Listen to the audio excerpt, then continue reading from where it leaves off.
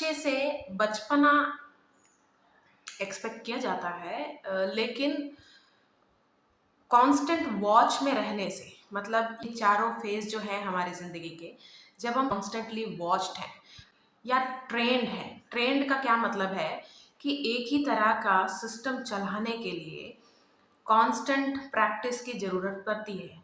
तो मैं इसके इतना अगेंस्ट क्यों हूँ? क्योंकि एक प्रीसेट हायरार्की जो हमारे दिमाग में बन जाती है, सिस्टम में बन जाती है, हमारे अंदर के सिस्टम में बन जाती है। मैं अभी थोड़ी देर और बाद इसे एक्सप्लेन करती हूँ इजी सिंपल भाषा में, कि जो ये प्रीसेट हायरार्की बनाई जाती है हमारे अंदर, उसकी वजह से बहुत सारे जो कंट्रीब्यूशन है प्रेडिटोरियल एक्ट्स में, हमारा भी इसमें है। वो जब कैसे? आप इंट्रोड्यूस्ड हुए हो इस वर्ल्ड में, फ्रेश हो आप, है ना? एक बच्चे की बात कर रही हूँ मैं। जब इंट्रोड्यूस्ड हुए हो आप इस दुनिया से, तो सबसे पहले आप मेंटली हर चीज से लिटरली एंगेज कर रहे हो, है ना? आपने किसी बच्चे को देखा है, वो नहीं जानता जान की क्या वैल्यू, यानी कि अगर उसके पास कोई मुर्गी का बच्चा उसने हाथ में पकड़ लिया, वो उसको स्क्वीज कर देगा, उसको दबा देगा, उसको मार भी देगा, क्योंकि उसे पता ही नहीं। इसका क्या मतलब है? इसका ये मतलब है जब मेंटल डेवलपमेंट चाहिए, तो उसके साथ साथ ही इमोशंस का भी होना बहुत बहुत बहुत ज़रूरी है।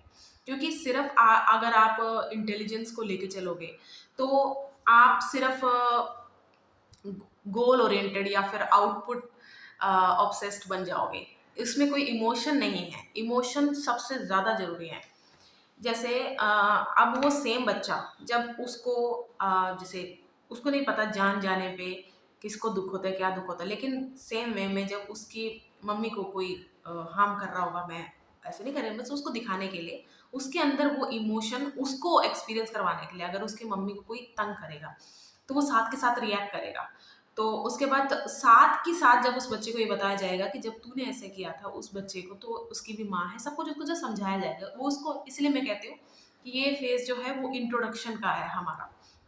हम इंट्रोड्यूस हो रहे हैं, हम उसमें बच्चे को जज नहीं करते कि बच्चा भी जो भी कर रहा है, मतलब जो भी कोई कहता है ना कि ये तो अपने बिल्कुल मम्मी पे गया है, पापा पे गया है, वो भी बचपन में ये सब करता था, करते, तो ये तो प्री, मतलब पहले से जजमेंट बना लेते हैं, ये तो इस तरह जाने वाला है, जाने वाली है, इसको ये करके इसको बिल्कुल सही करने की अभी से ज़रूरत पड़ेगी। अभी कोई बच्चा, जैसे समझ लो, अगर वो उल्टे हाथ से लिखता है, उल्टे हाथ से खाना खाता है, सब कुछ है, तो उस बच्चे को उसमें भी टोका जाता है कि नहीं, this is not the system, ये ऐसा नहीं काम करने वाला है। अगर तू इस तरीके से वर्ल्ड में कहीं जाएगा तो आगे जाके तेरे को दिक्कत आएगी, क्योंकि हमने जितने मेजॉरिटी में हमने सारे दाएँ हाथ की चीज़ें इधर होनी चाहिए और यूज़ में, जैसे टॉयलेट में देख लो आप, कोई भी चीज़ें हम यूज़ करते हैं, तो उसको इस तरीके से बनाया है कि डोमिनेंट हैंड का रोल किस तरफ आना चाहिए और दूसरे हाथ का किस तरह, है ना? तो हम बच्चे को वहाँ भी रोकते हैं।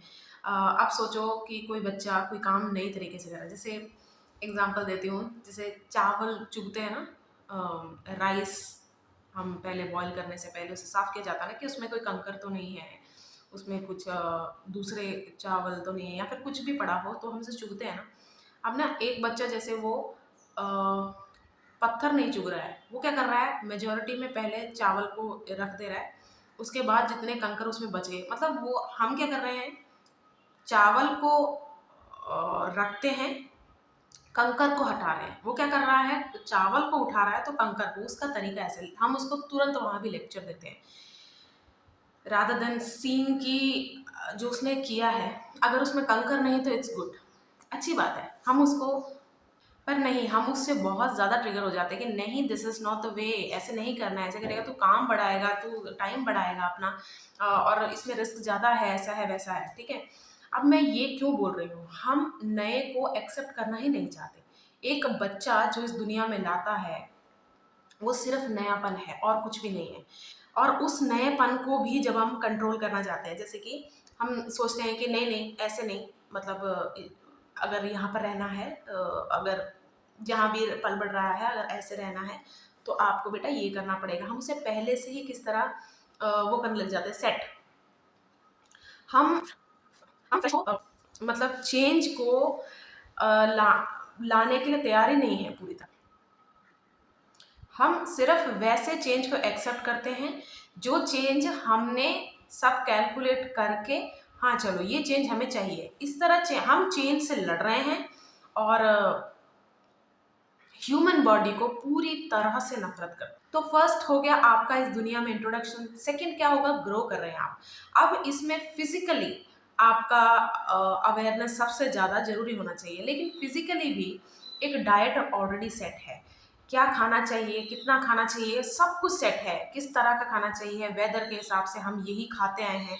और सबसे बुरा डायलॉग सुनने में, ये सदियों से चला आ रहा है, इसको चेंज करने की कोई ज़रूरत नहीं। इस लाइन से भी बहुत ज़्यादा ऑब्सेस्ड है कि ये सदियों का है, ये हमारा, हम हम एक तरह का प्राउड रखते हैं कि नहीं नहीं, ये सदियों से चला आ रहा है, ये चीज़ को हमें प्रिजर्व करके रखना है। जो चीज़ प्रिजर्व करके रखनी चाहिए सच में रखनी चाहिए, और वो उसको आगे इनहेरिट करना बहुत अच्छी बात है। लेकिन सारा का सारा मतलब एक मेजॉरिटी में सबका हाउस होल्ड के अंदर एक ही तरह का परवरिश चल रहा है, एक ही तरह का। अब आप बोलोगे कि नहीं, बच्चों को डिसिप्लिन में रखना, शुरू से रखना जरूरी होता है, सब कुछ होता है। देखो, जो कांस्टेंट वॉच में दिमाग रह रहा है ना, वो दिमाग और ज्यादा चतुर बनता है, चंट बनता है। लेकिन जब आप माइंड को खुला छोड़ देते हो एक्सप्लोर करने के लिए, वो खुद फिर पिकअप करता है। अब देखो, कोई प्रॉब्लमेटिक चाइल्ड है, वो हमें ऐसा लगता है कि अगर इसको हमने घर से नहीं सिखाया, या बाहर जाके पिटेगा, पिटने दो उसको। अब आप कहोगे कि तेरा बच्चा होता तो पिटने देती। देखो, अगर वो पिटने वाले काम कर रहा है और उससे वो सुधरेगा, तो मैं क्यों रोकूंगी इस चीज़ से। मैं उसे घर पे ऑब्वियसली, अगर कुछ प्रॉब्लमेटिक चीज़ें वो कर रहा है, जैसे बहुत ही अभी से उसका क्रिमिनल माइंड डेवलप है, तो एक अलग बात है, उसके लिए नहीं, मैं नहीं बोल रही। लेकिन अगर वो प्रॉब्लमेटिक है, जैसे ऐसे किसी से पंगे ले लेता है, ऐसी किसी से फाइट ले लेता है जानबूझ के, मैंने देखा है घर में कि उसका है ऐसा नेचर कि वो झूठ भी बहुत, मतलब बोलते हैं ना पैथोलॉजिकल लायर, वो है, फॉर फैक्ट पता है कि वो है। तो उसको जमाने से उसका मेडिसिन मिलना चाहिए, क्योंकि एक बड़े इंसान को रोकने से मतलब उसको सजा देने से ज़्यादा इजी होता है एक बच्चे को सिखाना।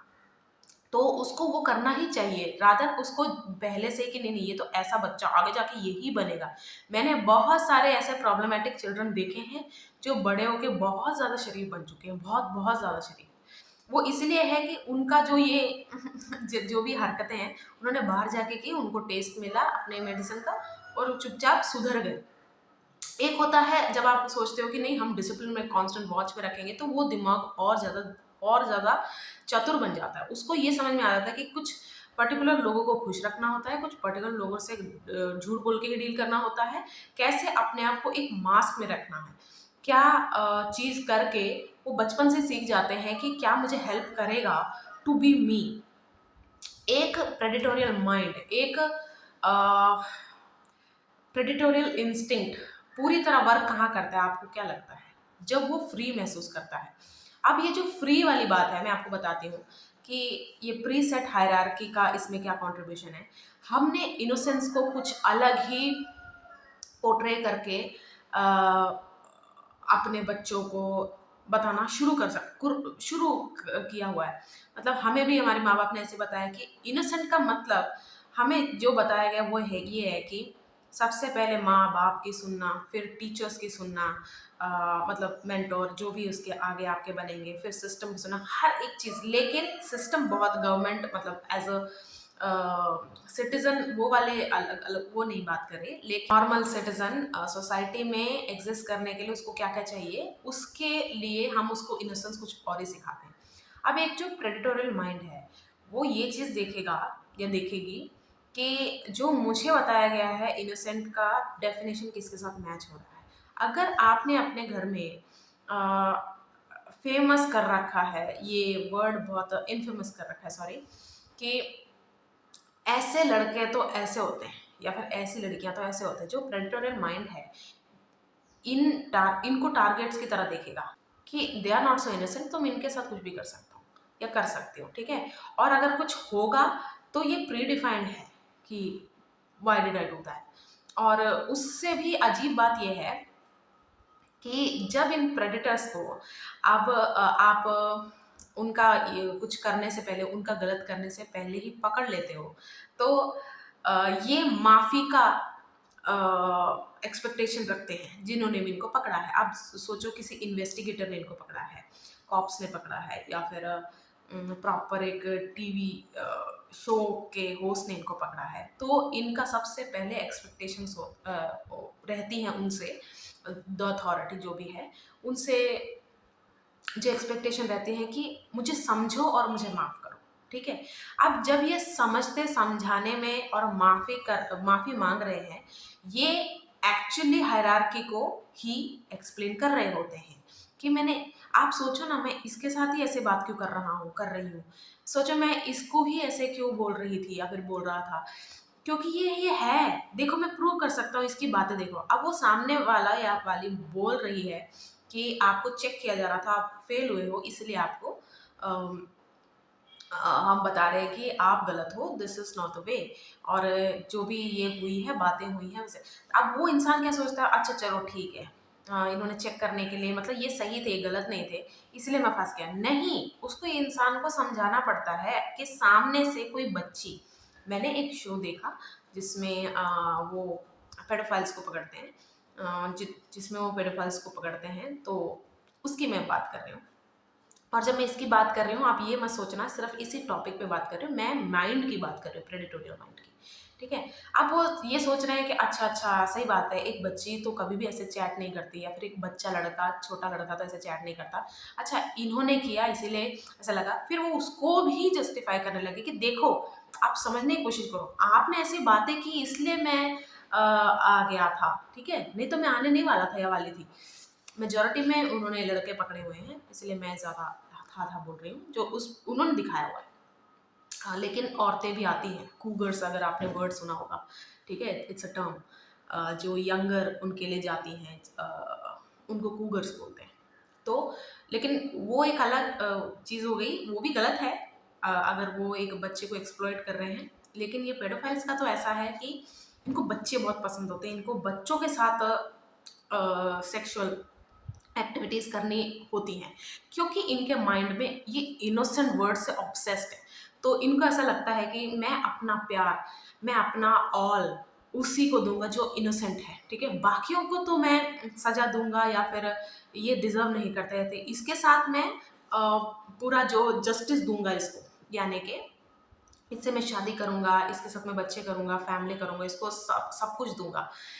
लेकिन वो सबसे बड़ी बात क्या मिस कर रहा है कि वो एक बच्ची से बात कर रहा था। तो लेकिन वो फिर से वही एक्सप्लेन करने लग जाता है कि नहीं, वो लड़की ठीक है, मैं इसके साथ शादी करने को तैयार हुआ था। वो एज अ रिवॉर्ड पेश कर रहा है अपने आप को कि देखो मेरे इंटेंशन, देखो इसके साथ क्या है, ठीक है, मैं इसके साथ अभी ये करने वाला था, लेकिन इसके बाद मेरा इसके साथ फ्यूचर का प्लान ही था। तब उनको पूरी तरह इन प्रेडेटर्स को वो एक्सपोज करते हैं, लेकिन इनको भी, प्रेडेटर्स को भी समझाना पड़ता है कि तुम बीमार हो, यू आर सिक, और फर्स्ट ऑफ ऑल आप इमोशनली सिक होते हो। उनके इमोशंस देखो कितने स्ट्रांग है इस चीज़ को लेके, और इनोसेंस को लेके, कि वो इनोसेंट है, इसीलिए मैं उसके साथ ये वाला इंटेंशन रखता हूँ, शादी वादी। ये कैसी होती तो मैं टेस्ट करता, अगर उसमें पास हो जाता। देखो वो कैसे, फिर उसके बाद जो सबसे फनी चीज़ मुझे लगती है, वो माफ़ी का एक्सपेक्टेशन रखते हैं। अब आप बच्ची हटा दो, पेडोफाइल्स वाली बातें हटा दो, आप ऐसे सोचो वो एक एडल्ट से ही मिलने आया था, ठीक है, और उसकी इंटेंशंस बहुत बुरी ही थी, यानी कि उसके साथ बहुत बुरी तरह इंटरपोज करने का, या फिर कुछ भी अपने माइंड में लेकर वो करता भी, और अगर करने के बाद उसे पकड़ा जाता, वो माफ़ी मांगता है, तो वो क्या एक्सपेक्ट कर रहा है, माफ़ी, जो माफ़ी वो इस अदर पर्सन को देने के लिए तैयार ही नहीं है। अगर सोचो in between the act the other person will say कि प्लीज़ स्टॉप, मुझे नहीं करना है क्या, और प्लीज़ मुझे छोड़ दो, या फिर कुछ भी है, मेरे साथ कुछ गलत मत करना। आपको लगता है कि वो मर्सी दिखाएंगे थोड़ी सी भी, लेकिन वो मर्सी एक्सपेक्ट कर रहे हैं। तो मैं इसी चीज़ की बात कर रही हूँ कि उनके माइंड में ये हायरार्की सेट है कि नहीं नहीं, ऐसे मैं इन लोगों के साथ कभी नहीं करता, इन लोगों के साथ मैं ऐसा हूँ, यानी इन लोगों को साथ ऐसा हूँ क्योंकि ये डिजर्व करते हैं, ठीक है। तो ये प्री सेट हायरार्की सिस्टम की वजह से जो सिस्टम बाहर चल रहा है, उस वजह से घर में भी आता है। जैसे कि इस एज में नौकरी लगती है तो माँ बाप क्या करेंगे, छोटी एज से ही बच्चे को प्रिपेयर करने लग जाएंगे कि तेरे को इस जॉब के काबिल बनना पड़ेगा क्योंकि इस जॉब का पैकेज अच्छा है। ये चीज़ मुझे बहुत ज़्यादा वंडर करती है कि हमने इतने सारे इन्वेंशंस किए, सब कुछ किया, हमने फिर सब कुछ अपने अलाइनमेंट के साथ क्यों नहीं रखा? मतलब एक एज के लिए जो ज़रूरी है और एक एज जो एन्जॉय करते वो बिता सकता है, सब कुछ हमने इतना मुश्किल क्यों कर दिया? पढ़ाई बच्चों को मुश्किल लगती है, जॉब एडल्ट्स को मुश्किल लगती है, टीन्स को एक्सप्रेस करना बहुत मुश्किल लगता है, बूढ़ों को मेडिकल फैसिलिटीज़ लेना बहुत मुश्किल लगता है। सबके लिए लाइफ मुश्किल इतनी कैसे कर दी? और इसको हम सिस्टमैटिक वो कैसे कह रहे हैं कि हम एक क्या कहते हैं, लग्ज़री में कैसे हैं हम? हम में से कोई भी लग्ज़री में नहीं है। कोई नहीं, कुछ परसेंटेज, बहुत थोड़े परसेंटेज में लोग ऐश कर रहे हैं। आप बोलते हैं ना कैपिटलिज्म, अभी कितना कुछ बाहर आ रहा है कि कैपिटलिस्टिक्स जितने भी हैं, कैपिटलिज्म की वजह से इन्होंने राज किया हुआ है, फिर उनके पॉलिटिशियंस से हाथ मिले हुए हैं। ये पॉलिटिशियंस तो सबसे बुरे हैं, सबसे बुरे। क्योंकि इनके हाथ में दोनों है, पुलिस, आर्मी, फोर्सेस, सब कुछ, आईबी, डिटेक्टिव, सब उस तरह हो गए और इनके हाथ में गुंडे, मवाली, क्रिमिनल्स, अंडरग्राउंड, सब कुछ मतलब सब कुछ इनके हाथ में है दोनों तरफ, यानी कि बुरी तरफ भी यही कंट्रोल में है, अच्छे अच्छी तरफ भी यही कंट्रोल में है। तो इस वजह से हम चाह कर भी, जैसे अभी कितने रिपोर्टर्स की पहले भी हो चुकी है मृत्यु, रिपोर्टर्स की बोल दो, या फिर कोई प्राइवेट इन्वेस्टिगेट करता है उसको मार देते हैं, मरवा देते हैं, क्योंकि उन्होंने कहीं ना कहीं से पता कर लिया था कि ह्यूमन ट्रैफिकिंग चल रही है, या फिर कोई क्रूरटी, कुछ भी उन्होंने अगर डिस्कवर कर लिया है तो उसको जल्दी से जल्दी हटाया जाता है। अब स्टेजेस बाय स्टेजेस आप देखो कि जब आप इस दुनिया में आए तो आप मेंटली ज़्यादा एब्जॉर्ब कर रहे थे सब कुछ, कि क्या है, आप इमोशंस एक्सपीरियंस करते हो लेकिन समझ नहीं पाते, क्योंकि उस एज में समझना बहुत मुश्किल है, आप एक्सपीरियंस करने में बिजी होते हो। अगर आपको दुख होता है तो आप प्रकट करते हो कि हाँ मुझे ऐसा दुख हो रहा है, आप चिल्ला के, रो के, जैसे भी, ठीक है, जैसे भी आपके फ्रीडम है। फिर आप फिजिकली ग्रो कर रहे हो, अब मेंटल और फिजिकल बॉडी की ट्यूनिंग साथ में चली हुई है, कब उठना है, क्या आपका एक रूटीन होता है स्कूल की वजह से, कॉलेज की वजह से। लेकिन फिर आते हैं हार्मोनल चेंजेस। अब चीज़ें नई हो चुकी हैं, नए फेज़ पे आ चुके हैं। जब हम किसी नए फेज़ में आते हैं तो अगर पुरानी चीज़ें भी हमारे साथ घिसट रही हैं, घसीट रहे हैं और सेम चीज़ें ही चली जा रही हैं, तो वो एक नए फेज़ के लिए जहर की तरह है, पॉइज़न की तरह है। और वहाँ पर फ्रस्ट्रेशन स्टार्ट होती है कि यार मैं ऐसा नहीं फ़ील कर रहा हूँ। मुझे जैसे सोचो कि आप हो नाइट आउल और मैं हूँ एक मॉर्निंग पर्सन, और मैं आपको, आप आराम से अपना 4-5 बजे जो भी है करके आराम से सोए थे, ठीक है, और मैं आपको 5:30 बजे ही उठा दूँ और कहूँ कि चलो let's go for a run. आप क्या बोलोगे, यार it's a new day for both of us, तू अपना काम कर, मैं अपना काम करते थे, ऐसा आपको लगेगा। तो जब न्यू फेज में हम एंटर कर रहे हैं, सब एंटर करते हैं लेकिन सबकी टाइमिंग एक जैसी नहीं है। तो जब हम इमोशनली न्यू हैं, हार्मोनल चेंजेस जब होते हैं, सबसे ज़्यादा इमोशंस ट्रिगर होते हैं, और ये इमोशन हमें बताते हैं कि अंदर की दुनिया कैसी है और बाहर की दुनिया कैसी है। और ये हमें कैसे कैसे पता चलता है? रिएक्शन से, जो हमारे अंदर रिएक्शन बन रहे हैं और जो बाहर बन रहे हैं। उस समय सब कुछ ही इतना ओवरवेलमिंग है, उसके ऊपर से हमें फ्रीडम पे, टीनेजर्स पे सबसे ज़्यादा नज़र रखी जाती है। क्योंकि एक वर्ड जो है बहुत ज़्यादा वो भी इनफेमस है कि इसको जवानी चढ़ी हुई है, इसकी जवानी फूट रही है। पहला पिंपल आ जाता है जब आवाज़ भारी हो जाती है, लड़कों की, लड़कियों की, जो भी आवाज़ में चेंजेस आते हैं, ठीक है, बॉडी ग्रो हो रही है, ऐसे इसकी जवानी आ रही है, इसकी जवानी चढ़ रही है। और इस चीज़ को बहुत ही ज़्यादा डिफेम कर देते हैं कि ये गंदगी आ रही है अब इसमें, मतलब हार्मोनल चेंजेस को गंदगी ही बोल देते हैं। जवानी जीने के लिए होती है, काम, अपने अंदर काम वासना को जब तक आप जियोगे नहीं, एक्सपीरियंस नहीं करोगे। अब आप करोगे, कह रहे हो कि अच्छा जी, चल तो एक काम कर, तू सबको बोल सड़क में नंगे नाचो। यही तो आपकी भी प्रॉब्लम है। जब मैं ये बात कर रही हूँ तो आपको लगा ही क्यों कि मैं ऐसा बोल रही हूँ कि सड़क पे नंगे नाचो? इसीलिए मैंने this is actually this is an extended video of previous जो मैंने बनाई वो रेप वाली, आर यू द रेपिस्ट ऐसे वाली वीडियो जो बनाई थी। इसीलिए मैं उस टॉपिक को वहीं ख़त्म नहीं करना चाहती थी, आगे बढ़ाना चाहती थी। जो प्रोमिस्क्यूअस का टैग लगा हुआ है जवानी पे, इन हार्मोनल चेंजेस पे, टीनेजर फेज को एंड काम को, ये गलत है। हाँ, ये बहुत ही गलत बात है, ठीक है। और ये एक परफेक्ट स्टेज होगा बच्चों को, बच्चे ही हैं वो, अभी टीनेजर्स हैं, आपको क्या लगता है बहुत बड़े हो, चलो बच्चे नहीं बुलाते, टीनेजर्स हैं वो। तो ये सबसे अच्छा स्टेज होता है सेक्स एजुकेशन का। आपको सेक्स एजुकेशन लेना ही चाहिए। अगर कोई टीनेजर मेरी वीडियो देख रहा है, ये आपके वेलबींग के लिए ही अच्छा है, क्योंकि आपके अंदर जो इमोशनल, क्योंकि नेक्स्ट स्टेज जो आने वाला है वो है सेक्सुअल। सेक्सुअल आपकी लाइफ, आपकी फ्रीडम है। वही बताती हूँ कैसे। जैसे, नहीं पहले ये कंप्लीट कर लेते हैं इमोशन वाला।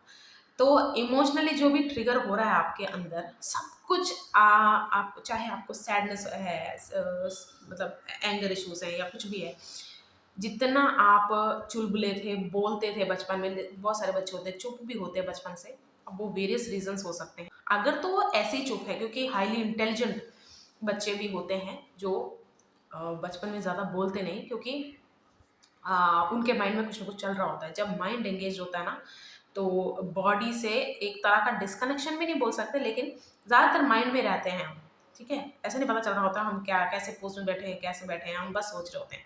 तो वैसे बच्चे भी होते हैं, लेकिन उनकी बात नहीं कर रही।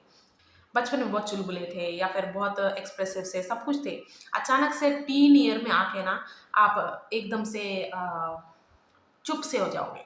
मतलब एक, और वो साइलेंस चाहिए भी। जब भी आपको कोई चीज़ समझ नहीं आ रही है ना, आप शांत हो जाओ, कोई 1 घंटे के लिए हो जाओ। ऐसा नहीं आपको सारी चीज़ समझ में आ जाएगी, लेकिन अपने अंदर क्या चल रहा है, मुझे इससे कैसे डील करना है, पक्का first step, second step, third step आपको समझ में आने लग जाएगा।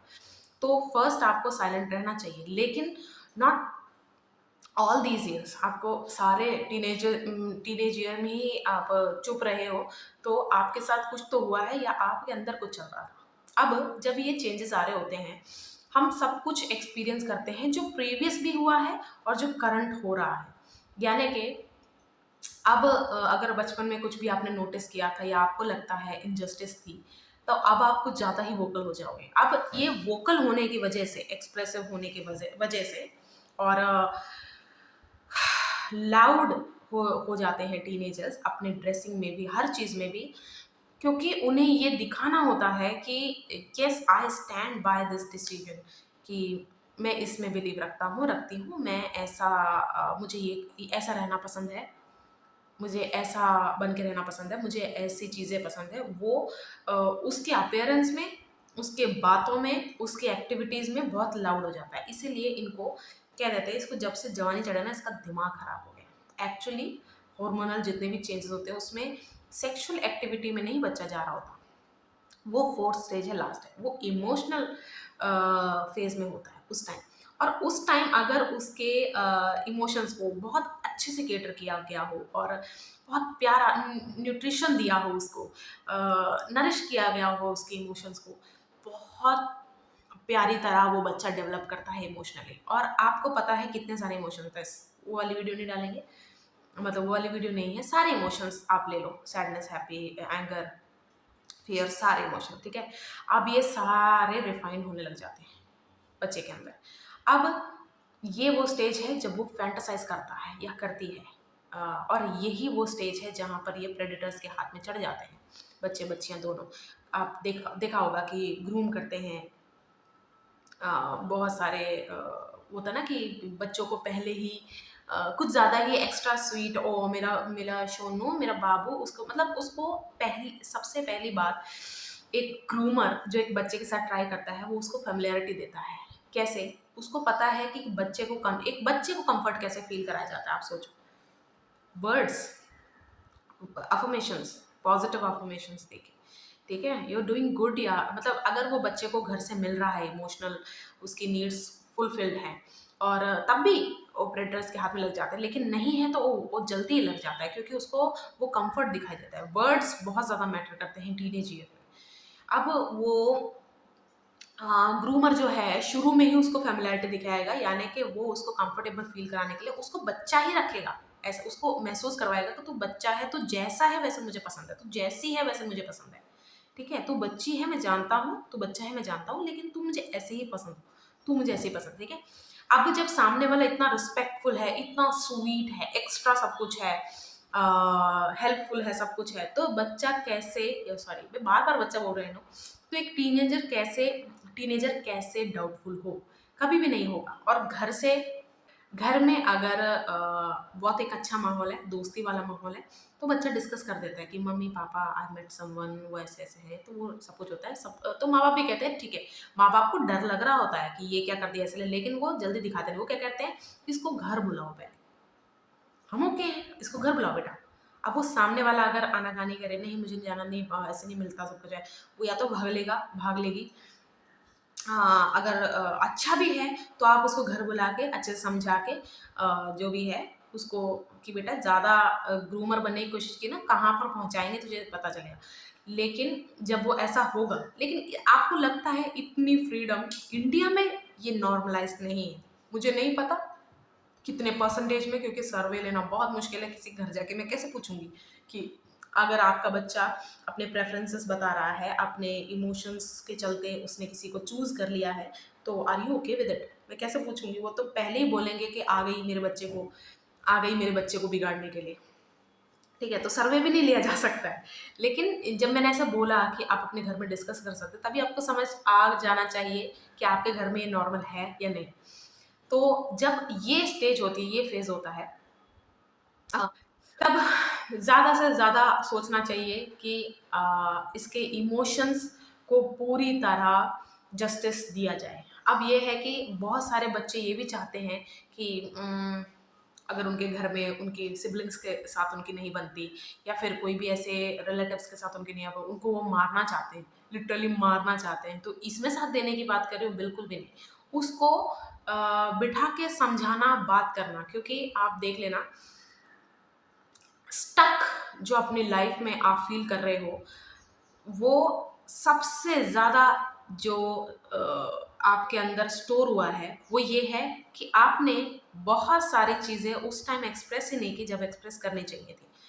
कोई भी रीज़न हो, कोई भी रीज़न हो कि आप अच्छे नहीं दिखोगे ये बोलते हुए, कि ये या आपको आज़ादी नहीं थी ये सब बोलने की, ये सब महसूस करने की, कोई भी रीज़न हो सकता है, ठीक है? लेकिन रिगार्डलेस द रीज़न आपने अगर नहीं बताया है, तो आप अपनी लाइफ़ में एक ऐसी स्टकनेस लेटर ऑन रियलाइज़ करोगे कि मुझे ना समझ नहीं आ रहा, लेकिन मुझे ना स्टकनेस बहुत ज़्यादा फ़ील होती है। मैं कोई भी काम करने जाता हूँ, मुझे ना करने का मन नहीं करता। मेरा ना कुछ भी करने का मन लगता, क्योंकि इमोशंस जो हैं वो वर्बली ही ग्रो करते हैं वर्बली, और मतलब वो आपके सेंसेस के साथ अलाइन्ड है, आई नो, लेकिन जितना हो सके ना वर्बल उसको ग्रो कीजिए, मतलब जितनी चीज़ें हो सके डिस्कस कीजिए, जितना हो सके लोगों से कॉन्वर्सेशन होल्ड करने का आप में रहना चाहिए कि मुझे इस बारे में बात करनी है। अब एक ही कॉन्वर्सेशन आप बार-बार नहीं किसी से कर सकते, तो अगर आपको लगता है कि आपको प्रोफ़ेशनल हेल्प लगेगी, वो सीक करो। नहीं, अपने फ्रेंड्स या फैमिली में बात करो, जिससे आप खुला होकर बता सको कि मेरे साथ क्या चल रहा है, मुझे क्या लग रहा है, ऐसे। नहीं किया तो आपकी लाइफ में आप एक ऐसी स्टकनेस फ़ील करोगे जो आप कभी भी पिन पॉइंट नहीं कर पाओगे आ कहाँ से रहा है, क्योंकि बहुत सारी चीज़ें अब आपके अंदर दबी हुई हैं, बहुत दबी हुई। और अब आप वो सब चीज़ें बोलते हुए आपको और भी ज़्यादा शर्म आएगी कि बचपन में बचपन में मेरे से ग्लास टूट गया था, वो मेरा फ़ेवरेट ग्लास था, मुझे बहुत दुःख हुआ था, लेकिन मैं एक्सप्रेस नहीं कर पाई। तो अभी वो बोलते हैं सब आपको पागल नहीं समझेंगे, लेकिन आपको लगेगा कि सब आपको पागल समझेंगे। अगर कोई मेंटली केस्ड है, तो वो अलर्ट पे रहता है उसका दिमाग हमेशा, ठीक है? अगर कोई इमोशनली केस्ड है, तो वो डिपेंडेंसी में बहुत रहता है, और वो डिपेंडेंसी किसी भी और इंक्लाइन हो सकती है, ठीक है? वो डिपेंडेंसी किस पे है, ये आपके खुद के लाइफ में आप देख लेना। कुछ लोग वो डिपेंडेंसी इंटॉक्सिकेशन में रखते हैं, कोई वो डिपेंडेंसी कुछ ज़्यादा ही ओवर ही घर के बाहर बिताना, फ्रेंड्स हो कहीं भी हो बैठे, मैं फ्रेंड्स ही नहीं बोलूँगी, कहीं भी बस बाहर वो ज़्यादा बैठना चाहते हैं। कुछ डिपेंडेंसी ऐसे भी दिखा सकते हैं कि उनको कॉन्स्टेंटली एक पार्टनर या पार्टनर्स नहीं, एक्चुअली उनको एक इंटीमेट वो चाहिए, और उसके लिए अगर एक पार्टनर ही सही, उनको एक रिलेशन में ही आना है तो वो चले जाएंगे, तो ट्रांजैक्शनल ही सही वो चले जाएंगे। अब जब भी मैं ये सब बोल रही हूँ कि जवानी को जीने देना चाहिए सब कुछ है, तो ना एक जो रिलीजियस चीज़ है बहुत ज़्यादा बीच में आती है, वो ये आता है कि रिलीजियस टेक्स्ट बुक है हमारे जितने भी सारे सारे रिलीजन, ठीक है, उनमें ये लिखा हुआ है तो उससे ज़्यादा जानती है। एक नए बच्चे जब एक नया बच्चा मतलब अभी अपने टीनेज ईयर में है, वो जब भी ऐसा क्वेश्चन करता है कि अगर ये मेरी बॉडी में होना ही नहीं चाहिए तो भगवान ने डाला क्यों, ठीक है, तो अब वो हर चीज़ के ना ट्विस्टेड आंसर्स हैं हर रिलीजियस बुक में। जैसे कि विक्टिम ब्लेमिंग ही वो ज़्यादातर करते हैं कि अगर ये तुझे ऐसा फील होता है कि तो तेरे अंदर ना बहुत ज़्यादा गंदगी है, इसको ना प्यूरिफाई करना पड़ेगा, इसको प्यूरिफाई करना पड़ेगा। पहले आप ये तो देख लो ये अपवित्र है चीज़ कि नहीं। कोई चीज़ अपवित्र है ही नहीं तो उसको प्योर प्योर करने का मतलब कोई तुक ही नहीं बनता। अब आप अगर ये बोलोगे कि नहीं ये टेक्स्ट बुक भी इंसानों ने ही लिखी है, चाहे उन्होंने ये क्लेम किया हुआ है कि उनको भगवान के इधर से या फिर उनको गॉड की तरफ से इंस्ट्रक्शंस आ रहे थे, आसमानी कोई चीज़ ने उनको बता दिया था कि ऐसे ऐसे लिखना है। प्रूफ मांगोगे, प्रैक्टिकल प्रूफ, तो उनका प्रूफ एक ही है, लिखा हुआ है बुक में। क्या एक बुक बनाना उतना मुश्किल बात है? नहीं, कोई बात नहीं, हमें बिलीवर्स चाहिए, और बिलीवर्स के लिए उसमें भर भर के इमोशनल ट्रिगर ही लिखे हुए हैं। आपके अंदर सबसे पहले एक बुक से जब आपको इमोशनली जोड़ा जाएगा तभी आपको फर्दर मैनिपुलेट किया जा सकता है। हर राइटर ये जानती है कि एक स्टोरी में ऑडियंस को एंगेज रखने के लिए क्या क्या एलिमेंट्स लगते हैं, ठीक है, तो एक राइटर को बेवकूफ़ समझना सबसे बड़ी बेवकूफ़ी है। इसलिए मैं ये नहीं सोचती हूँ कि हराना है, रिलीजियस तत्वों को एकदम से ख़त्म कर देना है, नहीं, समझना है। तो अगर आप इनको बोलोगे कि प्रैक्टिकल एविडेंस दो, तो इनके पास यही एविडेंस है यही एविडेंस भी है, यही स्पेकुलेशन भी है, यही क्रिमिनल भी है, यही कल्प्रिट भी है, यही विक्टिम है, सब कुछ एक बुक है। अब आप बोलोगे क्या है, हमारे बाप दादा पूर्वज सब मानते थे इसमें, वो सब पागल है क्या? वो खुद ही प्रॉब्लम्स अपनी बातों में लाए जाते हैं। ये सब आप बोल ही नहीं रहे हो, आपने एक बार भी नहीं बोला होगा कि आपके पूर्वज ये सब पागल थे, नहीं बोलेंगे, लेकिन इस सामने वाला ही आपको बोल बोल के अपना ही गुस्सा बढ़ाता रहेगा कि तू बोल रहा है, तेरा कहने का मतलब है कि हम जब इतने टाइम से मान रहे हैं हम सारे पागल हैं। नहीं, मेरा वो मतलब नहीं है। ये मतलब है कि ये बुक कोई साधारण बुक नहीं है, इसमें वो ताकत है कि लोगों को अपनी रियलिटी से ज़्यादा इसके फेथ में बिलीव करवाने की। तो ये बुक एक नॉर्मल बुक नहीं है, काफ़ी दिमाग लगा के बनाई हुई बुक है। लिखा है, बोलते हैं, ऐसा हो जाता है, ऐसा हो सकता है।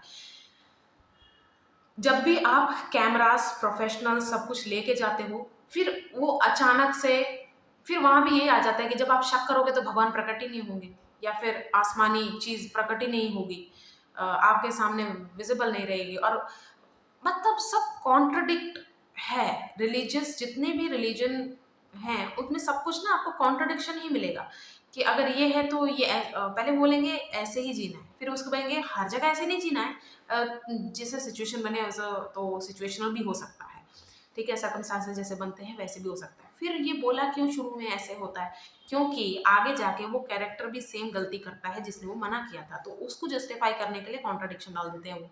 उसके बाद बोल देते हैं कि वो भगवान है या फिर वो एक आसमानी शख्सियत है, वो कर सकते हैं। इतनी कॉन्ट्रडिक्शन डालने के बाद हम लोगों को केज कर देते हैं, मेंटल इमोशनल सेक्सुअल केज में रखने के बाद हम फिर बनाते हैं, खींचते हैं एक line, to do to not to do, और नॉट टू डू में वो सब चीज़ें मेंशन है जो एक इंसानी शरीर को नीडेड है। उसमें सबसे टॉप देख लेना, जितना फाइट इस सेक्सुअल एनर्जी के खिलाफ किया जा रहा है ना, उतना किसी को नहीं। अ, और इसको अगर जेंडर वाइज मैं बांट दूं, लाइट चली गई। अगर मैं इसको जेंडर वाइज बांट दूं ना, तो men are feared as an hazard, ठीक है, and women are feared as a disease।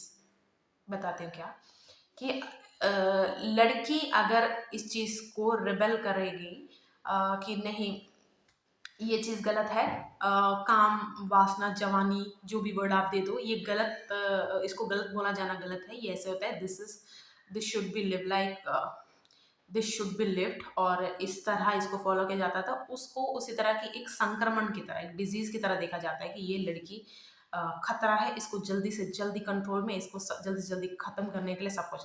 लेकिन men are feared as hazard. कैसे कि इसको ना, हजार्ड का मतलब समझ रहे हैं ना, आपदा, प्राकृतिक आपदा, अगर आपने सुना होगा, भूचाल, ऐसे सब, ठीक है, ये सब। तो हमें उसके लिए ऑलरेडी प्रिकॉशंस लेने पड़ते हैं कि इसको प्लीज़ एक बॉम्ब की तरह बड़ा कर रहे हैं कि क्योंकि अगर इस ये गलत हो गया ना, फिर ये बहुत बड़ा थ्रेट बन जाएगा। फिर हम क्या करते हैं, डायरेक्ट उससे हम पंगे नहीं लेते, उससे बचने की चीज़ें पहले पहले कर देते हैं कि इससे बचा जा ही नहीं सकता। तो ये दोनों ही गलत, क्योंकि किसी भी बुक में कुछ भी लिखा हो, अगर वो चीज़ वैसे ही होनी चाहिए थी, वो इनबिल्ड होके नहीं आती। आप देख लेना, प्रेम वहां एंटर ही नहीं करती, प्रेम वहां एंटर ही नहीं कर सकता जहां पर काम की रिस्पेक्ट ना हो, काम वासना को समझा ना गया हो, पता ही ना हो, ठीक है, वहां पर वो एंटर ही नहीं कर सकता प्रेम।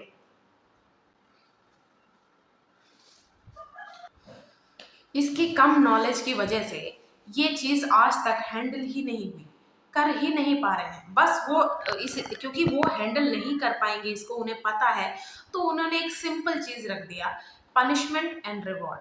अगर तो तुम इस बुक के हिसाब से या फिर हमारे हिसाब से जियोगे, तो फिर आप सोसाइटी में ये कहलाओगे, सबसे अच्छे वो दर्जे में होगे, आपको रिस्पेक्ट मिलेगी, सब कुछ। अगर आपने नहीं सुना तो आप प्रोमिस्क्यूअस का टैग आपको मिलेगा जाएगा, और सम पनिशमेंट्स विल फॉलो। ये इतनी एक बोगस बात है, इतनी एक ऊंचे दर्जे की बेवकूफ़ी है कि हमें इस चीज़, मतलब अब मैं आप मुझे एक और चीज़ बोल दो, मुझे जो प्रोस्टिट्यूशन है, वैश्यालय है, वैश्याघर है, जो भी है, वो चीज़ कभी भी कंट्रोल में नहीं है। जैसे आप सोच लो कि किसी स्टेट में अगर लीगल नहीं है कि यहाँ पर प्रोस्टिट्यूशन अलाउड नहीं है, तो भी हो रहा है। कैसे हो रहा है? घरों में हो रहा है, लोग पैसे के लिए कर रहे हैं, या फिर करवा रहे हैं, या बेच रहे हैं, इलीगली सब कुछ कर रहे हैं। फिर हम इसे रिकग्नाइज क्यों नहीं करते? अगर आप ये देखो कि हाँ कोई जॉब नहीं थी इसलिए उसने किया, इस तरह देखो ही मत उस चीज़ को कि चलो उसकी बेचारा या बेचारी थी इसलिए, क्योंकि मेल एस्कॉर्ट्स भी होते हैं, विमेन एस्कॉर्ट्स भी होते हैं। तो ऐसे बेचारा बचारा करने की जरूरत नहीं है। अगर कोई सर्विस प्रोवाइड कर रहा है, यानी कि देखो लाइफ में आपको यूज तो कहीं ना कहीं किया ही जाएगा, फिजिक ये वाले तो फिजिकली यूज कर रहे हैं, आपको कोई ना कोई मेंटली यूज कर रहा है, आपको कोई ना कोई इमोशनली यूज कर रहा है, आपको कोई ना कोई सेक्सुअली यूज कर रहा है, ठीक है। तो आपको कैसे लग रहा है कि ये वालों को, मतलब सेक्स वर्कर्स को, इन सबको एक गंदगी, गंदा सब कुछ, अगर ये, क्योंकि ये ओपन में नहीं हो रहा है। नेक्स्ट फेज जो मैंने डिस्कस नहीं किया अभी तक, हार्मोनल चेंजेस के बाद जो आता है, वो इसके बाद करते हैं। जब हम इस चीज को रिस्पेक्ट ही नहीं देते, अब आप बोलोगे कि नहीं देता, मेरे बुक्स में लिखा है कि ये सबसे निम्न या फिर सबसे नीचे स्तर के हरकतें हैं, ये सब है। कहीं भी प्रोस्टिट्यूशन हो रहा हो, आपके ऊपर जब थोपी नहीं जा रही, ठीक है, आपको मजबूर नहीं किया जा रहा, कुछ भी नहीं है, वो आप उसके साथ बस को एग्जिस्ट कर रहे हो। हाँ, उसकी वजह से आप अफेक्ट हो रहे हो, जैसे कि आप पढ़ाई कर रहे थे, उस वजह से आपका ध्यान बढ़ रहा है, सब कुछ, वो सब एक अलग बात है। इसीलिए मैं कहती हूँ इस सबको भी एक एरिया, एक डिफाइंड सब कुछ, समाज में एक पहचान के साथ सब कुछ देना चाहिए। क्योंकि देखो ये हो तो रहा ही है। अगर आपको ऐसा लग रहा है कि नहीं मेरे एरिया में तो नहीं है भाई, तो आप बहुत ही ज़्यादा क्योंकि मैंने पता नहीं किस वीडियो में बोला था, लेकिन मैंने बोला था बहुत लोग अपने पार्टनर्स को बेचते हैं, स्पाउस को। मेल भी मतलब फीमेल भी है। जैसे कुछ लड़कियां भी होती हैं जो ऐसा बोलती है कि मेरी बॉस को ना तू बहुत पसंद आ गया, प्लीज़ तुझे उसके साथ बस एक रात बितानी है और सब कुछ ठीक हो जाएगा इसमें। ठीक है, अब क्योंकि समाज में पैसा ज़्यादा ज़रूरी है। सेम कुछ आपने देखे होंगे पति जो होते हैं अपनी पत्नी को एक्स्ट्रा सजा वजा के पार्टीज में लेके जाते हैं सब कुछ।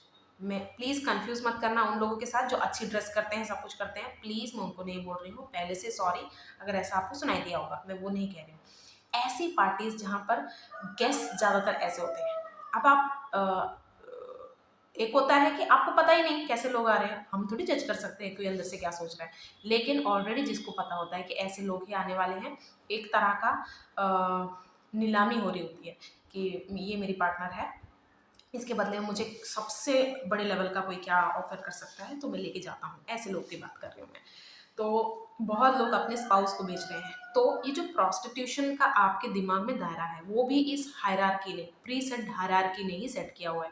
जो इनोसेंट नहीं होते ना, वो ये करते हैं फॉलो। ऐसा नहीं है, ऐसा बिल्कुल भी नहीं है। इनोसेंस की जो डेफिनेशन है वो आपके माइंड, मतलब एक बार डेफिनेशन तो आप रॉ पढ़ ही लो, आप जरूर पढ़ लो, लेकिन उसको ऐसे एप्लीकेबल मत करो कि वो इन्फ्लुएंस्ड है ऑलरेडी, कि इसने बोला है कि ये शरीफ है। आपकी लाइफ में अगर आप 30 के हो या 30 30 प्लस हो, फिर तो आप अच्छे समझ के होगे कि लोग जिसे इनोसेंट कहते थे या कहते हैं, वो इनोसेंट नहीं है। और लोग जिनको प्रोमिस्क्यूअस कह रहे हैं, जो गलत कह रहे हैं, वो गलत भी नहीं है। ठीक है, एक एज के बाद ये समझ में आने लग जाता है। इसलिए मैं कह रही हूँ कि इस चीज़ को भी एक पहचान देके समाज में एग्जिस्ट करने देना चाहिए, क्योंकि वो अगर आपको नहीं पता है तो भी एग्जिस्ट कर रहा है। आप एक अलग लाला लैंड में हो तो एक अलग बात है। आप अगर ऐसी ज़िंदगी जीना चाहते हो जहाँ आप कहते हो कि नहीं, मुझे मुझे लेना देना ही नहीं है, मुझे लेना देना नहीं है, करता हो नहीं करता हो, अच्छी बात है, वो कोई गलत सोच नहीं। लेकिन इसके जो कट्टर कि इसको ख़त्म ही हो जाना चाहिए दुनिया से, ऐसे तो वो कभी नहीं। बहुत सारे लोग ब्रह्मचार्य को बहुत ही गलत नज़र से देखते हैं कि सेलिबसी क्या होता है उनको, क्योंकि वो हम एक ऐसा फेथ फॉलो कर रहे हैं सारे जितने भी लोग हैं, ऐसा फेथ जो हमारा ही नहीं है, वो किसी का है, वो किसी का आइडिया है, किसी का आइडियोलॉजी है, किसी का फेथ है। उसने बुक बना के वो चला गया या चली गई तो मुझे नहीं लगता, चला गया ही होगा। तो वो चले गए और उसको हम फॉलो किए जा रहे हैं। हम कह रहे हैं हम फेथ को बचा रहे हैं, हम फेथ को नहीं बचा रहे, हम किसी के फेथ को बचा रहे हैं जो हमें हमारे माँ बाप से, उनको उनके माँ बाप से इनहेरिट होता जा रहा है। हर किसी बुक में मैंने देखा है, हर किसी रिलीजन में इसको बहुत गलत देखा जाता है, काम को वासना। लेकिन जब आपको मैं बताऊंगी नेक्स्ट स्टेज, जो सेक्सुअल चेंजेस, डिज़ायर्स, जो एक टीनेजर के बाद वाली उम्र में एक बच्चा, फिर से बच्चा चलो बच्चा ही बोलते, कोई बात नहीं, एक्सपीरियंस करता है। अब आपने उन बच्चों को भी देखा होगा जो बचपन से ही सेक्सुअली एक्टिव हैं, लेकिन उनके अंदर अभी जो इंटरनल ऑर्गन्स है जो उतने डेवलप नहीं है, तो उससे कुछ होने नहीं वाला है, लेकिन वो पंगे लेते हैं, they are curious. Which is again मैंने बोला कि वो इंट्रोड्यूस्ड हुए हैं अभी वर्ल्ड से, तो अपनी बॉडी से भी तो इंट्रोड्यूस्ड हुए हैं, उनको नहीं पता क्या हो रहा है क्या हो रहा है, तो वो क्यूरियस रहते हैं। और अगर कोई बच्चे, उनको एक्सेस है फ़ोन का और ये सब देखे, कोई गाना चल रहा है टीवी में, अपने माँ बाप को ये सब करता देख लेते हैं, तो और क्यूरियस हो जाते हैं। उसमें भी कोई बड़ी बात नहीं है। उसको, उस बच्चे को भी जो भी क्यूरियोसिटी आई है, जब उसका पूरा सच दिख जाएगा तो उसको भी समझ में आ जाएगा। इसलिए मैंने कहा कि टीनेज ईयर में ही सेक्स एजुकेशन शुरू कर देनी चाहिए, कि आते आते जो जिसका इमोशनल चेंजेस आए होते हैं, वो जब कंफर्ट ढूंढता है ना, चाहे एक प्रेडेटर के हाथ में ही लग जाता है, तो वो एक्सपेक्ट ये करता है कि हाँ, ये तो देखो एक नॉर्मल हमारे दिमाग में चलता है कि मुझे भी कुछ ऑफर करना पड़ेगा, अगर सामने वाला इतना कुछ कर रहा है तो व्हाट कैन आई ऑफर। तो तब ये प्रेडेटर्स सिग्नल्स देते हैं कि what you can give me. तो जब मेरे लिए कोई इतना कर रहा है तो मैं क्या सोचूंगा, हाँ, ही और she is asking for so little और मेरे को इतना ज़्यादा दे रहा है, ठीक है। तो एक टीनेजर इतना नहीं सोचेगा, और वो उस चीज़ के लिए लड़ेगा भी कि हाँ मैं इसके साथ खड़ा हूँ या खड़ी हूँ, हाँ मैं उसे प्यार करती हूँ, ये मेरा सब कुछ है। वो इसलिए कर रहा होता है, कर रही होती है, क्योंकि उनके दिमाग में ये रहता है कि हमारा आदान प्रदान, रिसीविंग सेंडिंग, वो बैलेंस बनाना बहुत ज़रूरी है, और हमारा एक रिलेशन में है, हम एक उसमें हैं। 25 से अगर आप यंग हो, आपका दिमाग अभी डेवलप नहीं हुआ है, ठीक है। आप जो फील कर रहे हो वो गलत नहीं है, आप जो बिलीव करने की कोशिश कर रहे हो, आप जिस तरह रह रहे हो, कुछ भी गलत नहीं है, लेकिन इसको थोड़ा टाइम दो, ठीक है। 25 के बाद देखो कितनी उस चीज़ में, क्योंकि देखो जो आपको सच में प्यार करते होंगे वो भूखे नहीं होंगे, सीधी सी बात है। और अगर भूखे होंगे भी तो भी, जैसे होता है ना कि हमारी मम्मियाँ बहुत करती हैं ये चीज़, कि घर में कितनी भी अच्छी चीज़, उनकी फेवरेट चीज़ बनी हो, वो ड्रामा करती हैं, नहीं मुझे नहीं चाहिए, मेरा पेट भरा भरा सा लग रहा है। घर में ही आपको एग्जांपल्स मिल जाएंगे। आपके पापा हैं, उनको दिख रहा है कि पूरा सबने, उन्होंने अगर कोई चीज़ जैसे पिज़्ज़ा लाए हैं, 4 स्लाइसेस किए हैं, तो चारों 5 स्लाइसेस किए हैं, पाँचों खा रहे हैं, उनको दिख रहा है कि, क्योंकि मदर फादर इंस्टिंक्ट की चीज़ होती है, तो अगर उनको दिख रहा है कि एक बच्चे को पिज़्ज़ा कुछ ज़्यादा ही पसंद है, तो वो अपने में से थोड़ा काट के इसको भी दे देते हैं, दूसरे को भी देते हैं, तीसरे को भी देते हैं कि चल तुम खा लो यार, ठीक है। तो वैसा होना चाहिए आपका पार्टनर, आपकी पार्टनर। अगर ऐसे नहीं है, वो भूखे हैं, और वो भूख का कोई भी मतलब हो सकता है, वो आपको किसी तरह भी खा रहे हैं, किसी तरह भी, क्योंकि खा ही रहे हैं, क्योंकि आपको वो ड्रेन करके छोड़ेंगे। लेकिन उसके बाद भी आप बर्बाद नहीं हो, उसके बाद भी आप जमाने में एक फेलियर नहीं हो, उसके बाद भी अब आपका कुछ नहीं हो सकता वाला स्टेज में आप कभी भी नहीं हो। चाहे आपके, ये मैं पूरे माइंड से बोल रही हूँ, आपको लग रहा है ना कि मैं जस्ट कि आपको नहीं पता, मैं तो बच्चा भी गिरा चुकी हूँ, या फिर कोई लड़का है अगर वो बोले कि आपको नहीं पता वो औरत मेरे साथ गलत गलत करती है, मेरे को बहुत उसने गलत करवाया है, मैं सब माइंड में रख के ही बोल रही हूँ। कोई भी टीनेजर अगर इसीलिए बुरा फील कर रहा है, कर रही है कि उस टाइम मुझे नहीं पता था, मैं जानती हूँ, मैं मैं और मेरे से ऊपर के लोग, इंटेलिजेंट मैच्योर लोग, सब हम समझ रहे हैं कि एक टीनेजर टीनेजर वाली ही हरकतें करेगी। आपसे जो एक्सपेक्टेशंस रखी जा रही हैं, हाँ आप उसको फेल करोगे, ये एक्सपेक्टेड है, क्योंकि आपके आने वाला नेक्स्ट फेज जो अडल्ट फेज है, उसमें आप सब इस सब का निचोड़ क्रिएशन में जाओगे आप, उसके बाद प्रोक्रिएशन में भी जाओगे। अगर आपने अभी ही ऐसा कुछ कर लिया है जो आपको करना नहीं चाहिए था, करना नहीं चाहिए था, कि मेरा डेफिनेशन क्या है कि वो आपके लिए बहुत ज़्यादा हार्मफुल है, बहुत ज़्यादा, ठीक है। तो भी आप बर्बाद नहीं हो, क्योंकि ये भी एक सिस्टम ने सेट कर रखा है कि बर्बाद कौन है, सक्सेसफुल कौन है। इतने एज में शादी, इतने एज में, वो खुद खुश नहीं है, वो खुद खुश नहीं है, वो भी अपनी खुशी एक्सपीरियंस करने के लिए क्या क्या कर रहे हैं आप खुद देख लेना। जो सो कॉल्ड अपने आप को बता रहे हैं कि हम ये सब फॉलो करते हैं, ये हम प्राउड, ये I'm a प्राउड, वो सब कितने ज़्यादा फेल महसूस कर रहे हैं, क्योंकि हमारी ह्यूमन बॉडी बनी ही इसलिए है। आप अपने बेस्ट फेज में हो, लाइफ में सब इंजॉय कर रहे हो, तो भी डाउन आता है, क्यों? आपके बॉडी में चेंजेस हर हफ्ते आए जा रहे हैं, हर दिन आते हैं। तो आप, क्योंकि सीजन्स आए जा रहे हैं, आए जा रहे हैं, जैसे पतझड़ चल रहा है, तो पतझड़ मतलब फॉल एकदम से नहीं आता। पत्ते पहले पूरे पीले हो जाते हैं, धीरे धीरे फिर सूखते हैं, फिर गिरते हैं, ठीक है, चेंजेस आते रहते हैं। तो ये एक अपने दिमाग से निकाल दो कि आप लाइफ में कभी न, आपको वहाँ पर, मतलब आप सक्सेस को ऐसे मत देखो कि वो होता है जिस जहाँ में कांस्टेंट पीस में हो।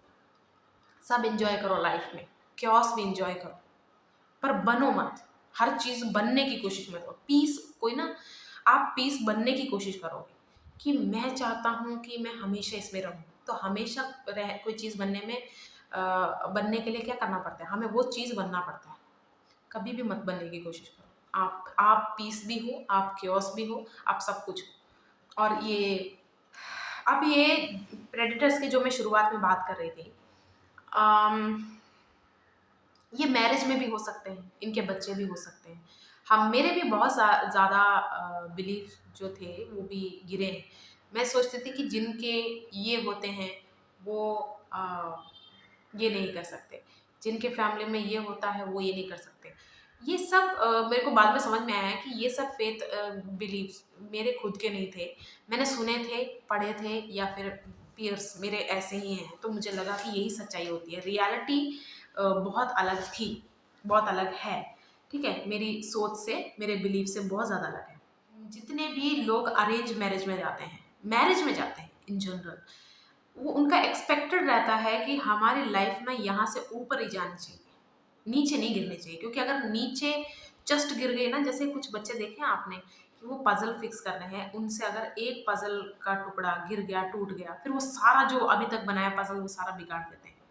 तो वैसा नहीं होना चाहिए। यहाँ पर आपको दिख जाएगा कि इस इंसान का जो हार्मोनल स्टेज है, इमोशनल स्टेज है, वो ज़्यादा वो अच्छे से नर्चर्ड नहीं है। इस इंसान के कितना वीक है। एक अगर मैं जेंडर वाइज भी बोलूँ, लड़की हो ना आप, तो प्लीज़ आप अपने सेक्सुअल फेज को ज़्यादा अच्छे से समझने की कोशिश करना।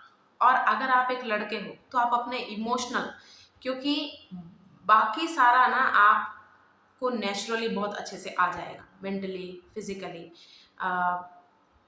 लेकिन वहाँ भी एक्सट्रीमिज्म में पाला है बच्चे को, तो बहुत ज़्यादा बच्चे को आ, उसके अंदर क्या क्या डेवलप हो चुका है, कितने स्कार्स हैं, और उन स्कार्स को अब फिक्स करने के लिए क्या क्या लगेगा, वो सब मैं समझ सकती हूँ। लेकिन अगर आप जैसे होता है ना कि नॉर्मल कि पिटे विटे भी हो आप अगर बचपन में तो ठीक है, अब आप इतना भी नहीं है, आप लेट गो कर सकते हो काफ़ी चीज़ें अपनी जवानी से, बचपन से, टीनेजर से, तो अच्छी बात है। तो ये आप मेरी एक पर्सनल ओपिनियन की तरह ही लेना इसको, कि अगर आप लड़की हो तो आप अपने सेक्सुअल फेज को अच्छे से समझने की कोशिश करना, अगर आप लड़के हो तो इमोशनल स्टेज को। ये जो सिस्टम है, जब ऑब्सेस करवा रहा है इनोसेंस से, और वो इनोसेंस भी प्री डिफाइंड है कि ये जो लड़का या लड़की हमारे ये रूल्स मानता है, तो वो इनोसेंट है, अगर इनसे आपने पंगा लिया तो हम आपको ये कर देंगे। जस्टिस वहाँ एंटर ही कैसे करेगा? आप ये सोच के देखो। जस्टिस वहाँ एंटर करेगा जहाँ जस्टिस की ज़रूरत हो। ये तो जैसे एक कि सिंबॉलिक टाइप है कि ये चीज़ हमारे इसको सिंबॉलिक है हमारे इसके लिए, तो आपने इसको छेड़ा है तो हम इसको जस्टिस देना चाहते हैं। आप उसके पर्सनल या फिर कितना वो डिजर्व करता है, करती है, उस पर जा ही नहीं रहे।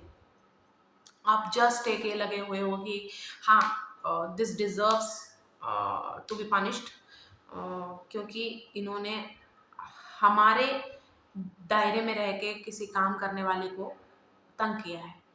आपको लगता है कहीं से भी जस्टिस है? और पनिशमेंट कई बार ज़रूरत भी नहीं होती। कई बार ऐसा होता है कि कुछ लोग सर्टिफिकेट लेके चलते हैं कि हमारे रिलीजियस फेथ वाली को तूने कैसे कुछ बोल दिया। अबे उनकी मुंह से भी तो सुनो कैसी बातें कर रहे हैं।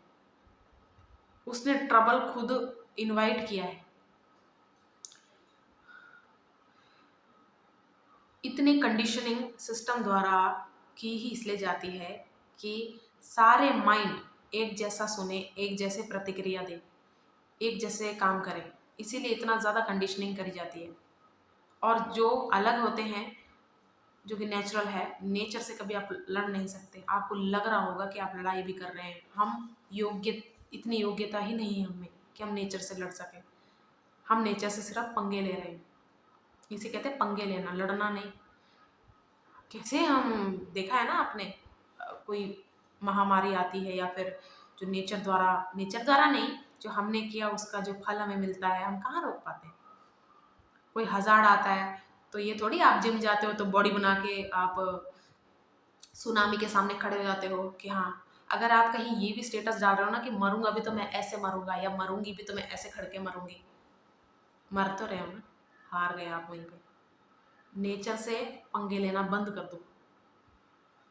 ये सोचना ही हमारे फूलिशनेस की सबसे टॉप लेवल की निशानी है कि we can even stand in front of that power जो आने वाली आती है। ओके, तो जब आपका सेक्सुअल एनर्जी अंदर से एक्टिव हो जाती है, मतलब अब आपको सेंसेशंस, अब आपके हिडन डिजायर सब इन लाइट मतलब आपके सामने आने लग जाते हैं, तब होता है सबसे बड़ा खुलासे।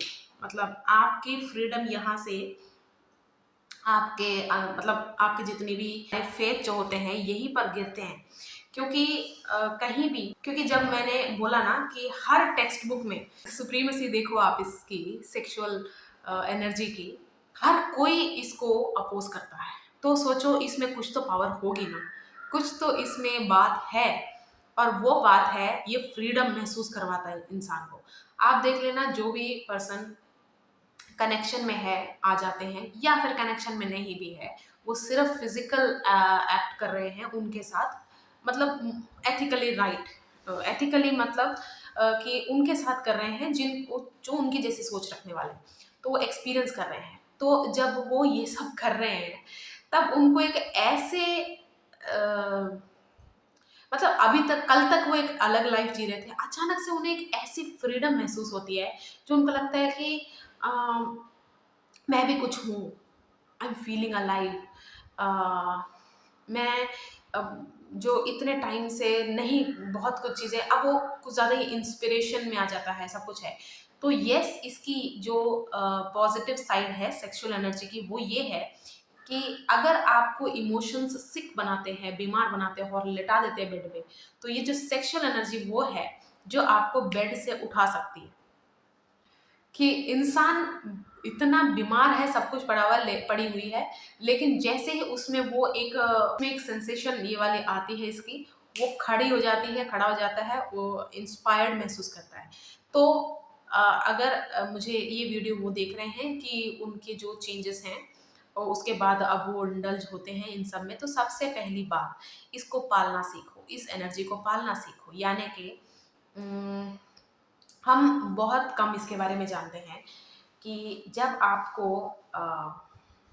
आप ये सब जो भी एक्ट चलो आपने अपने साथ कुछ किया है, ठीक है, आपने मास्टरबेट किया, कुछ भी है, एकदम से जो फर्स्ट चीज क्रेविंग होती है कि आपके माइंड में किसी के भी कोई भी आ सकती है, लेकिन एक कॉमन चीज जो आती है वो है एक स्पेसिफिक फूड की, कि मुझे ये खाने का मन कर रहा है। देखो प्लीज उस चीज को खुद से बनाने की कोशिश करो। ये जो इंस्पिरेशन है सेक्सुअल एनर्जी का, जो काम करने का मिस्टीरियस एक वे है अब, क्योंकि ये सबकी बॉडी में अलग अलग तरीके से काम करेगी। ये जरूर है कि जो इंटेंसिटी है वो सब सेम है, लेकिन हर किसी की बॉडी में किस तरह काम करेगी, किसको किस तरह इंस्पायर करेगी, वो नहीं पता।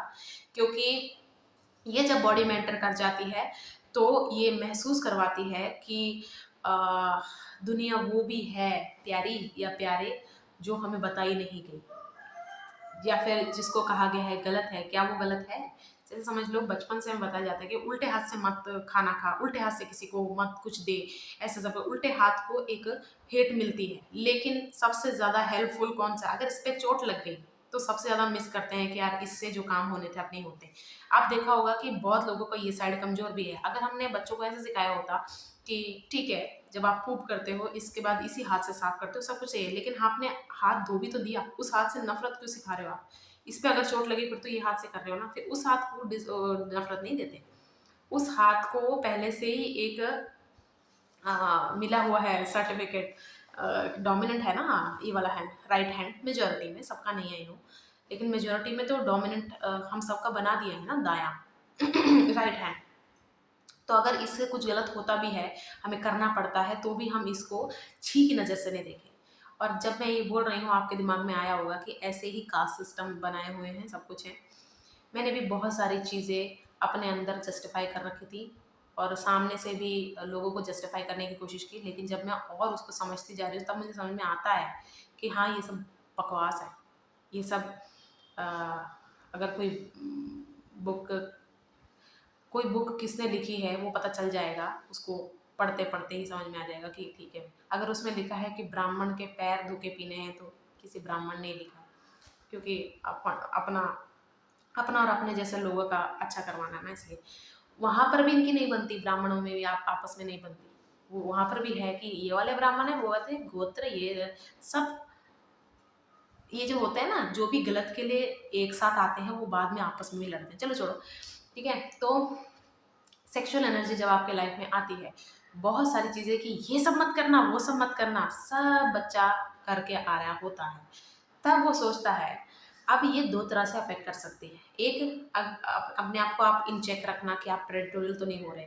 आप ये सेक्सुअल एनर्जी को एल्योर करने के लिए, किसी पे प्रे करने के लिए आप यूज़ कर रहे हो। यानी कि सेक्सुअल एनर्जी जब आपके लाइफ में नहीं, बॉडी में एक्टिव हो जाती है, अचानक से आप ज़्यादा ग्लो करने लग जाते हो और ज़्यादा ब्यूटीफुल हो जाते हो, हैंडसम हो जाते हो आप। एक, क्योंकि एक अलग लेवल की एनर्जी है, तो जब आप ऊपर से वर्कआउट भी करते हो तो आप और सुंदर दिखने जाता है। लेकिन जब आप इस चीज़ को सिर्फ इसके लिए यूज़ करो, सेक्सुअल एनर्जी को सिर्फ क्लाइमैक्स के लिए यूज़ नहीं करना, ठीक है, सेक्सुअल एक्टिविटी के लिए यूज़ नहीं करना, इसको पालना सीखना चाहिए। पालना मतलब इसमें इसके साथ वर्क करना, इसको जीना बहुत ज़रूरी है। अगर इसको दुश्मन की तरह देखोगे तो आप इसको तब भी कंट्रोल नहीं कर सकोगे। जब आप इससे ऑब्सेस्ड हो जाओगे तब तो बिल्कुल भी नहीं, क्योंकि इसके बाहर आपको दुनिया नहीं दिखेगी। तब आपको क्या करना है, इससे दोस्ती बना के रखनी है। इसलिए मैंने कहा, ह्यूमन बॉडी को हम नफरत करते हैं, नहीं तो हम क्या उसकी सुन ना लेते। जब वो आपको कोई इंडिकेट कर रहा है चेंज मतलब आपकी बॉडी आपको बता रही है कि नहीं यार, मुझे ये लगेगा, अभी मुझे अभी ये चाहिए, तो उसको ये नहीं करना, अरे यार मेरी बॉडी ये सब करती है, यानी कि मेरी बॉडी प्रोमिस्क्यूअस है, यानी कि मैं गंदा हूँ, गंदी हूँ। जो बुक्स में डिफाइंड है वो मेरे बारे में लिखा हुआ है, मेरे जैसे लोगों के नहीं। बुक में जो लिखा हुआ है वो ह्यूमन बॉडी के बारे में लिखा हुआ है और टारगेटेड है, एक राज करने का, शासन करने का एक तरीका लिखा हुआ है। और उससे उस समझ के हमें उससे डील करना चाहिए। तो उसको पालना आना, हाँ ठीक है। तो जब भी आपने कोई भी एक्टिविटी की है, अगर आप फूड क्रेव कर रहे हो तो प्लीज़ मेक श्योर कि आप ही उसे प्रिपेयर करो। अगर उसके बाद आप कोई क्रिएटिव चीज़, जैसे सेक्सुअल एनर्जी के बिना कला मुमकिन ही नहीं है, आपके अंदर क्रिएटिविटी मुमकिन ही नहीं है। जितने भी आप क्रिएटिव लोग दिखोगे, दे आर सेक्सुअली चैलेंज्ड, मतलब वो बहुत ज़्यादा उनमें भर भर के, लेकिन वो उसको पालना जानते हैं। तो आप क्या करोगे, जब भी ऐसा कुछ करने के बाद अचानक से आपको कोई सॉन्ग सुनने का मन, कला किसी रूप में भी आपको अप्रोच कर सकती है, क्रिएटिविटी, यानी कि in in the form of some sketching. आपको कोई गाना याद हो रहा है तो गुनगुना दो। आपको अचानक से कुछ रूम डेकोरेशन करने का मन कर रहा है, उसको ना मारो मत, यानी कि सिग्नल्स ना हमेशा थोड़े थोड़े करके आएंगे। जो भी चीज़ चेंजेस आपके अंदर आ रहे हैं वो आपको कुछ देने और आपसे कुछ लेने आता है, ठीक है। तो आपने उससे ना लड़ाई करनी है, क्योंकि मैं जितना भी बोल रही हूँ, ये सिस्टम, ये जो बना रखा है सब कुछ, वो हमारे अगेंस्ट है, ह्यूमन बॉडी के अगेंस्ट है पूरी तरह। थोड़ा टेढ़ा है, ठीक है। तो वो पूरी तरह हमारे ह्यूमन बॉडी के अगेंस्ट है। तो उससे ठीक है, अब कई जगह होता है कि एक्सट्रीम उसके पनिशमेंट भी मिलते हैं, तो मैं ये नहीं कहूँगी कि आप उस चीज़ को वोकल करो, आप इसे प्राइवेटली ही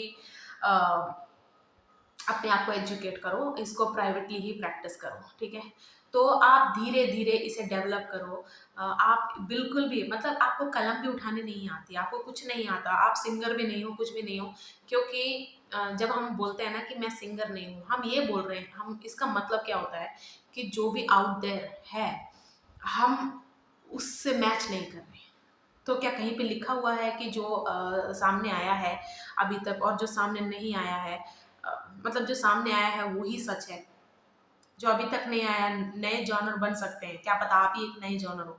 तो प्लीज अपने अंदर सब, वही सेक्सुअल एनर्जी हर किसी की बॉडी में अलग अलग तरीके से काम करती है, तो आप उसको मत रोको, क्या पता आप इस दुनिया में क्या कंट्रीब्यूशन लाओ। लेकिन जब आप फ्री महसूस कर रहे हो और ऊपर से अब आप एक्टिव हो सेक्सुअली, और तो आप इसे कैसे यूज़ कर रहे हो तो वो भी इन चेक रखो। अगर आपको लगता है कि आप एक पेडोफाइल को उम, ठीक है, एक कोई भी किसी भी वजह से आपके अंदर है ऐसी इंस्टिंक्ट, तो आप उसे एड्रेस करो, ठीक है? आप उसके बारे में स्टडी करो, ये कहाँ से आ रहा है। ऐसी कोई चीज़ नहीं है, ऐसा कोई आंसर नहीं है जो आपको मिलेगा नहीं। आपको बस उसे टाइम देना है और जज नहीं करना है। क्योंकि देखो, जब आपने कुछ जो भी आपको अंदर फील हो रहा है, जब आपने बाहर उसे परफॉर्म ही नहीं किया, तो अभी तक वो बुरा नहीं है।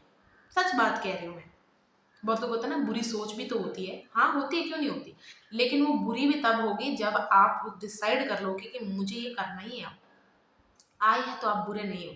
क्योंकि बहुत टेक्स्ट बुक में तो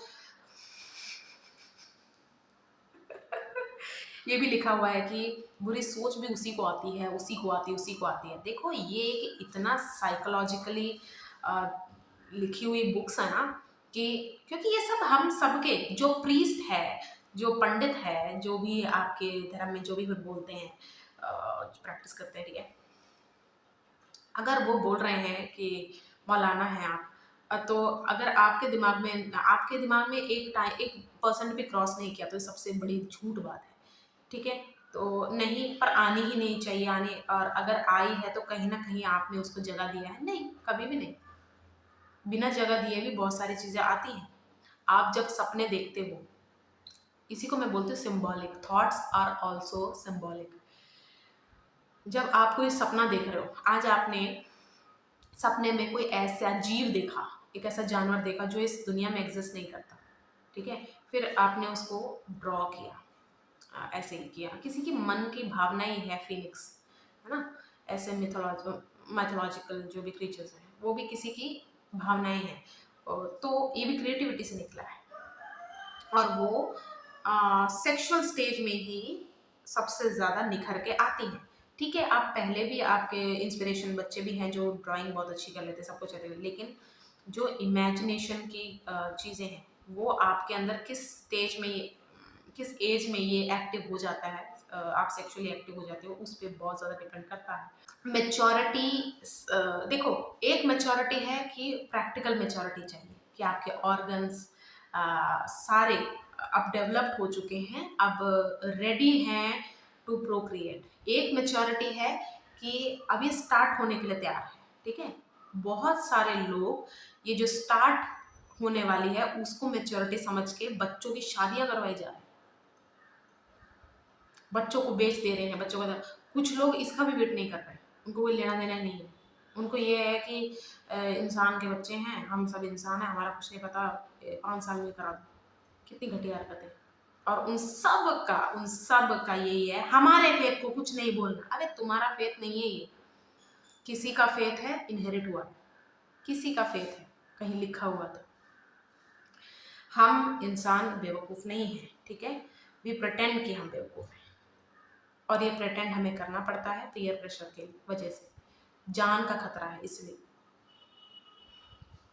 ठीक है, तो एक साइड आपको सेक्सुअल ये सब देगा, जो मैंने बोला कि अगर आप ऑब्सेस्ड हो, सेक्स एडिक्ट एक बीमारी है, ठीक है, डायग्नोस हो जाती है लोगों में, तो उसके लिए भी ट्रीटमेंट्स हैं। लेकिन सबसे पहले आपको एक्नॉलेज करना पड़ेगा, सबको पहले आपको रिकग्नाइज करना पड़ेगा ये चीज़ आपके। अच्छा, ये मेरी ना एक एडवाइस भी है, अगर आपकी लाइफ में आपके साथ जो भी हो रहा है, सबसे पहले आपको उसे सेंटेंस में लिखना आना चाहिए, उसके बाद उसको वर्ड में लिखना आना चाहिए। हमारे माइंड में वो रजिस्टर तभी होता है जब उसका सही डेफिनेशन और वर्ड रिकग्नाइज्ड हो, उसके बाद उसका क्योर। हमेशा डायग्नोस पहले होगा, उसके बाद ट्रीटमेंट आएगी। ठीक है, जो भी आपके साथ हो रहा है, आपको उसे डायग्नोस करना आना चाहिए कि इसको बोलते क्या हैं। ऐसा थोड़ी आप कैंसर पेशेंट हो और आप अ, क्या कहते हैं, डेंगू की दवाइयाँ खाए जा रहे हो, ऐसा थोड़ी होगा। और कुछ अगर सिमिलैरिटीज दिख भी गई कि चलो डेंगू में भी एक चीज़ करते हैं और कैंसर पेशेंट, मैं नहीं जानती, मैं जस्ट एक एग्जांपल की तरह, और वो थोड़ा सा वर्क कर गया तो आप ये कंटिन्यू रखो बिना उसको पढ़े। नहीं, अपनी लाइफ में भी कभी ऐसा नहीं करना है आपको, कि थोड़ी टाइम के लिए आपको वो चीज़ वो कर रही है, काम डाउन कर रही है। नहीं, कोई भी चीज़ को कंट्रोल करने से पहले उसको समझना ज़रूरी है। और वो समझाने के लिए ही आपकी लाइफ में आई होती है। आपको समझाने के लिए ही वो आपकी लाइफ में आई होती है।